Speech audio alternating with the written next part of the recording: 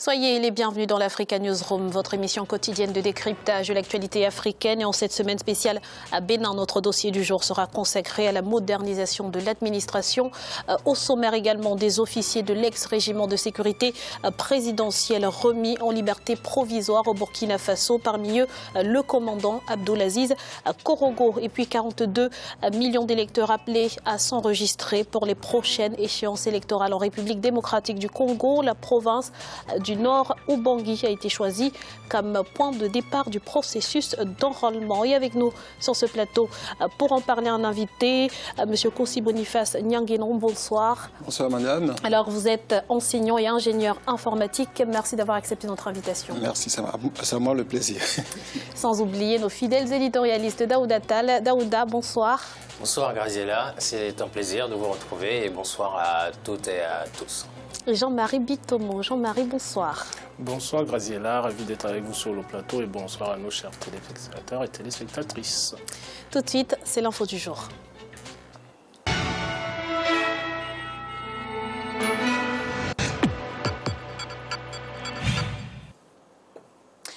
Au Burkina Faso, plusieurs officiers de l'ex-régiment de sécurité présidentielle à l'origine de la tentative de coup d'État contre le régime de transition en septembre 2015 ont été remis en liberté provisoire par la justice militaire. Parmi eux, le chef de corps du régiment putschiste, le commandant Abdulaziz Korogo. On fait le point tout de suite avec Oumou Kalsomba.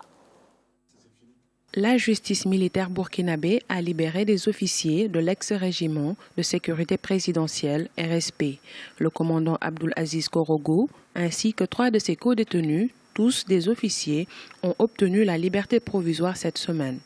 Des membres du RSP avaient tenté un coup d'État contre le régime de transition du président Michel Kafando en septembre 2015. Cependant, ils restent sous contrôle judiciaire et sont sommés de rester dans le pays. Depuis un certain temps, il y a l'idée d'une réconciliation, d'un apaisement général qui permettrait d'entreprendre un certain nombre d'actions politiques de la part du nouveau régime qui, comme peut-être vous le savez, a un peu de mal à faire démarrer la machine du développement économique et social. Donc on peut penser que les libérations des cas qui ne sont pas extrême en termes de participation aux événements de septembre peut permettre également d'apaiser une certaine partie de la classe politique. Plusieurs personnalités, à l'instar d'Edi Komboigo, président du Congrès pour la démocratie et le progrès CDP, ont déjà été libérés. Cependant, c'est la première fois que des officiers de l'ex-régiment de sécurité présidentielle sont remis en liberté provisoire depuis l'ouverture de l'enquête sur la tentative de coup d'État en septembre 2015. Selon de nombreux analystes, cette libération des membres du RSP intervient dans un contexte de réconciliation nationale. Nous sommes dans un contexte où, présentement, tous ceux qui ont pris part d'une manière ou d'une autre à ce putsch sont vomis par la population. Donc les gens n'aimeraient pas, les gens ne voudraient pas encore qu'on puisse assister au retour de ces mêmes personnes sur la scène politique. En l'occurrence, pour ce qui concerne les dirigeants du régime de Chypre, par exemple les ministres qui étaient là lors du dernier conseil des ministres, il y a un décret, par exemple, il y a une loi qui est prise sous la transition, leur interdisant, par exemple, d'occuper des postes de responsabilité. Donc on peut s'attendre à ce que la même chose, en tout cas, puisse être appliquée à ces officiers du RSP. Le coup d'État manqué de septembre 2015 au Burkina Faso, orchestré par le général Gilbert Diendéré, a occasionné la mort d'une quinzaine de personnes et une centaine de blessés. S'il est vrai que des questions épineuses restent en suspens concernant ce putsch avorté, le peuple burkinabé réclame justice pour qu'une paix pérenne et un climat social apaisé règnent au pays, des hommes intègres. Monsieur Nyanguenon, comment avez-vous accueilli cette annonce de la libération d'ex-éléments du régiment de sécurité présidentielle ? Ça fait toujours plaisir d'aller vers un apaisement social, parce que ça ne sert à rien d'enfermer les gens pour, en tout cas je ne dirais pas pour rien, mais néanmoins, une fois que les faits sont avérés et qu'il y a une justice qui est en cours, on peut toujours les laisser en liberté et puis les suivre, comme on dit, de ne pas sortir du pays et par conséquent continuer les enquêtes pour avoir plus d'éléments qui pourront éventuellement les condamner, si possible, plus tard. Mais de toute façon, c'est quand même dans un sens d'apaisement que cette libération provisoire, je dirais provisoire entre guillemets quand même, puisse a été faite. Donc, on salue un apaisement social. Daouda, ces libérations ne sont-elles pas risquées? N'y a-t-il aucun risque, par exemple, de fuite? Non, je crois pas. Je crois que la justice burkinabé est assez mature à ce niveau-là. Justement, la liberté provisoire, ça se justifie par le fait qu'il n'y ait pas de risque imminent ou alors que les personnes qui sont libérées ne vont pas porter atteinte à l'enquête et ne constituent pas une menace pour l'enquête et pour la société. Et je pense que là, c'est le cas. Donc, le président Kaboré est assez bien installé aujourd'hui. Il y a eu le retour à la paix. Les institutions fonctionnent. L'armée régulière maîtrise bien la situation. La sécurité intérieure fonctionne normalement. À partir de ce moment-là, pour rejoindre ce que disait notre invité, dans un souci d'apaisement, je crois que c'est tout à fait normal qu'ils puissent bénéficier d'une liberté provisoire. Maintenant, je suis quand même contre l'impunité. Il faut que la justice aille jusqu'au bout parce qu'on sait très bien que cette révolution entre guillemets, c'est celle des Burkinabés et je pense qu'ils ne laisseront pas se la faire voler par des questions d'impunité. Donc c'est important d'aller jusqu'au bout, mais l'apaisement est aussi une bonne chose. Justement, Jean-Marie, la réconciliation n'exclut pas l'impunité, donc comment concilier les deux finalement? On concilie les deux tout simplement en faisant comprendre au peuple. Moi, je pense qu'ici, le président Kaboré a pensé que ce sont des choses qui sont passées durant la période où vous aviez le président intérimaire qui était le président Kafando. Donc, vous savez, les Burkinabés ont toujours, comment dirais-je, un esprit anticipatif. Donc, par rapport à ça, il y a un certain nombre de personnes qui ont déjà été libérées. Là, c'est la justice militaire, ce n'est pas la justice civile. Donc, comment pouvoir faire jouer les deux ensemble? Je pense que le président a confiance, si vous voulez, comme Daouda le disait tout à l'heure, à la solidité de son régime et qu'il estime que nous avons tous parlé d'apaisement, si vous voulez, sur ce plateau. Les Burkinabés, dès l'instant qu'ils se décident eux-mêmes à pardonner, mais l'impunité, pour répondre un peu par rapport, je répondrai comme Daouda là tout à l'heure, tout simplement pourquoi? Parce que l'impunité, c'est pas quelque chose qu'on doit laisser subsister chez nous en Afrique. Dès l'instant que vous avez quand même eu des victimes, là, dans le reportage, vous nous parlez de 15 personnes qui ont été tuées, ces 15 personnes-là sont mortes. Pourquoi? Donc, il faudrait faire fonctionner les deux ensemble, la stabilité, la sécurité et la stabilité du territoire, et une justice qui doit faire sa route. Notre invité l'a aussi bien souligné. Ce qui m'amène à la question suivante. Daouda, à quand finalement l'ouverture officielle d'un procès? Bon, je pense que ça ne devrait pas tarder parce qu'il me semble que ça a été annoncé avant la fin de l'année 2016. Là, c'est des personnes qui étaient en détention depuis un certain temps. Je pense que quand même il y aura procès parce que c'est pas une grâce. Ou parce qu'il n'y a même pas eu de jugement encore, c'est pas une amnistie non plus, donc je pense que de toute façon on va vers un procès. Maintenant ce sera un procès qui va se dérouler dans un climat apaisé parce que les accusés n'arriveront pas à menotter, etc. sans doute, donc ce qui est quand même un bon signal. Il faut signaler qu'Abdulaziz Korogo, le commandant, chef de corps, quand on est chef de corps quand même, c'est qu'on dirige le régiment de manière opérationnelle, c'est direct, il a ses hommes, il les commande. Donc je pense que sa responsabilité ne peut pas être écartée. Maintenant, il faut faire confiance à la justice. À ce propos, justement, que risquent les accusés? Les accusés, je ne sais pas très exactement ce qu'ils risquent, mais je pense que les faits sont quand même assez graves. Donc, tentative de déstabilisation d'un pouvoir, tentative de coup d'État. Je ne sais pas ce que prévoit l'arsenal juridique à la fois pour la justice civile ou la justice militaire au Burkina Faso, mais les faits sont quand même très graves. Et l'idée, c'est de donner exemple via un procès pour que plus personne ne puisse se lever et essayer de déstabiliser le pouvoir en place. Il y a eu l'élection, le pouvoir se gagne par une élection, c'est le peuple qui choisit, et partout en Afrique, au-delà du Burkina Faso, ça doit être la règle. Donc maintenant, moi, je condamne personne, c'est à la justice de se prononcer.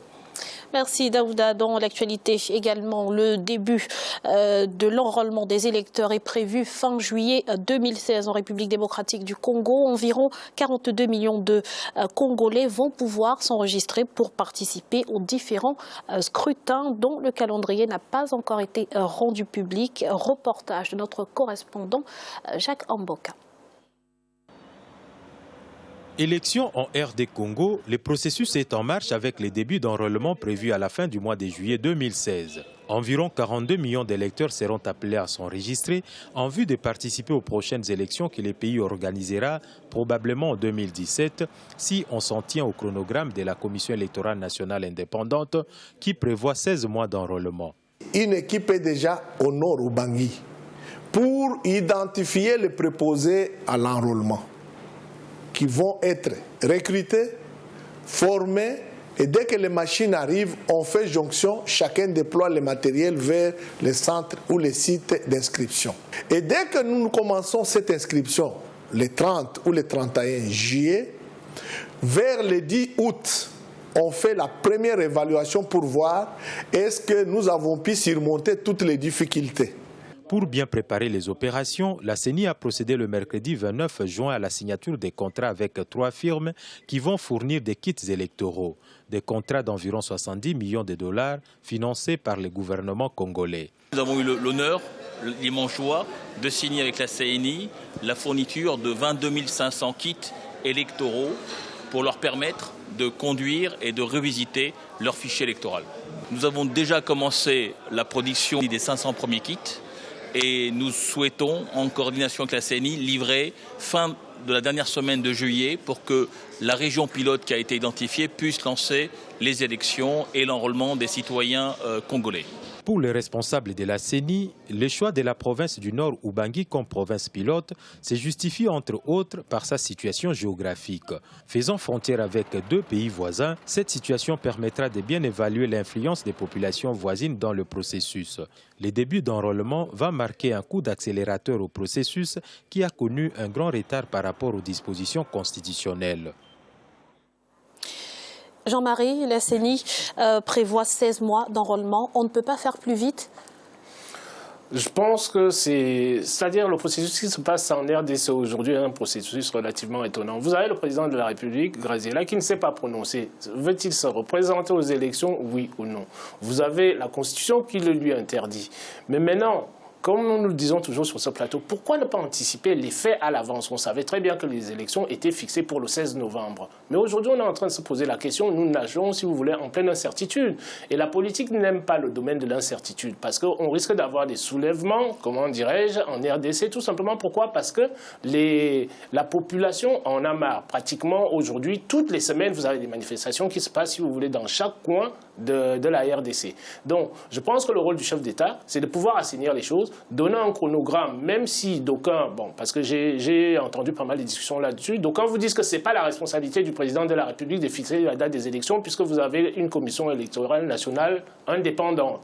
Donc, c'est quand même le chef de l'État quelque part, c'est-à-dire c'est à lui d'assurer, comment dirais, la stabilité du territoire, c'est-à-dire en donnant un chronogramme auquel tous les acteurs politiques peuvent se fier. Donc, moi, j'ai l'impression que la démarche qui est mise en œuvre est une démarche maladroite de mon point de vue parce qu'il y a des risques d'embrasement du pays. Daouda, pour la CENI, même sans révision du fichier électoral, la présidentielle ne pourrait pas se tenir avant 2017. Mais pourquoi ne l'annonce-t-elle pas officiellement ? Pour éviter peut-être que les gens descendent dans la rue, Graziella. Je pense que c'est ça. Le pouvoir congolais essaye quand même d'avancer petit à petit pour mettre l'opposition devant le fait accompli. J'ai l'impression que c'est la stratégie qui est déroulée depuis un certain temps. Donc là, il y a eu des négociations par-ci, par-là. On a parlé de la réunion de Bruxelles, derrière Etienne Tshisekedi. Dialogue politique, certains en veulent, d'autres n'en veulent pas. Tout ça, ça a permis de retarder l'échéance, bien entendu. Et puis là, on sait très bien qu'on ne fait... Moi, sur le principe, je suis d'accord qu'il faut une liste électorale, un fichier électoral fiable. Sans cela, on ne peut pas espérer des élections légitimes.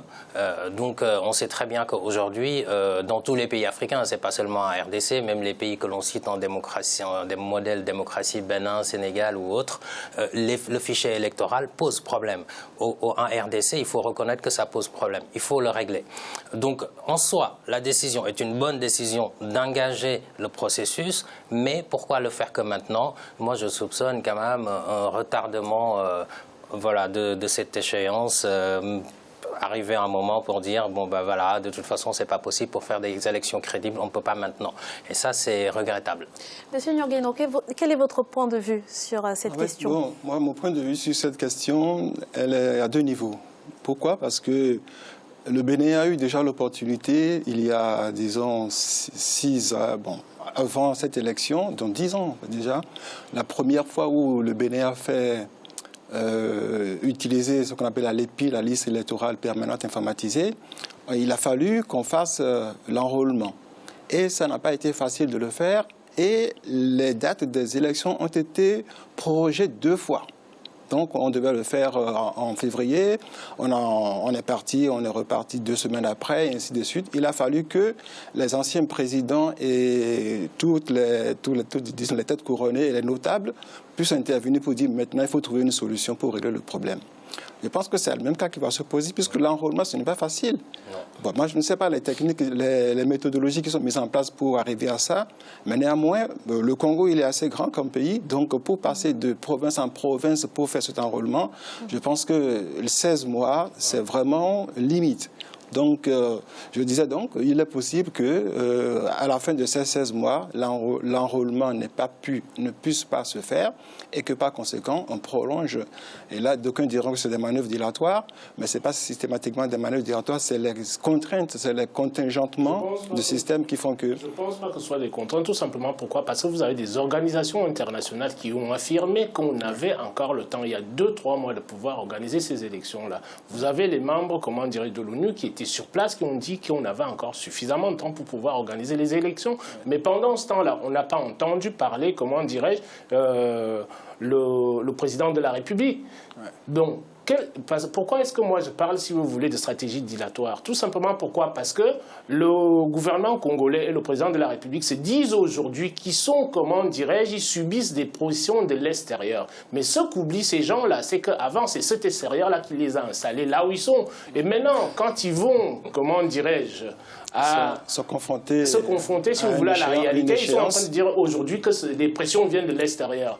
Alors qu'ils ont eu largement le temps de pouvoir organiser ces élections-là. C'est pour ça que moi je parle de stratégie dilatoire, comme le disait Daouda tout à l'heure. De mon point de vue, c'est la lecture que j'en fais. Merci Jean-Marie.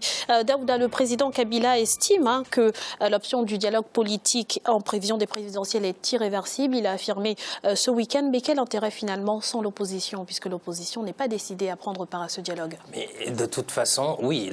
Alors il y a 2 choses. Il y a le dialogue politique que l'on qualifie, que l'opposition qualifie de dialogue politicien.